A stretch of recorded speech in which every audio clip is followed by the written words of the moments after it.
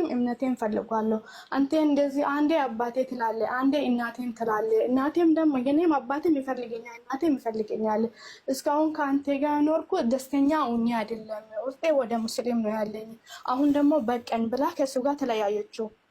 ተለያይታ ወደ ቤተሰቡ ተመለሰችና እንግዲህ እንደዚሁ ቀጠለችው እና የኛ ያልነው አንቺ ከሱ ጋር ከተለያየሽ በኋላ አብረሽ ኖረሻል ወይም ቤተክርስቲያን ሄደሽ ይሆናል ወይም ደግሞ እነሱ ምግባቸውን በልተሽ ይሆናል ባትበይም ደግሞ ከሱ ጋር ኖረሻል። ስለዚህ ሻዳ መያዝ አለብሽ አልነው።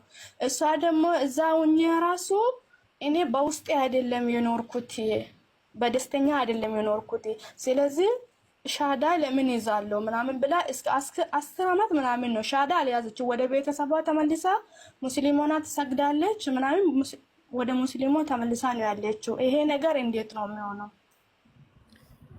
እሺ ከዛ በኋላ ተመልሳ በሶላት ላይ ቀጥላ ከሆነ በሶላት ውስጥ የሸሃዳ ቃል አላት። ተህያቱን ስንቀራ ጊዜ አሽሀዱ አን ላ ኢላሀ ኢለላህ ወአሽሀዱ አነ ሙሐመድን ረሱሉላህ የሚለው የሸሃዳ ቃል ነው።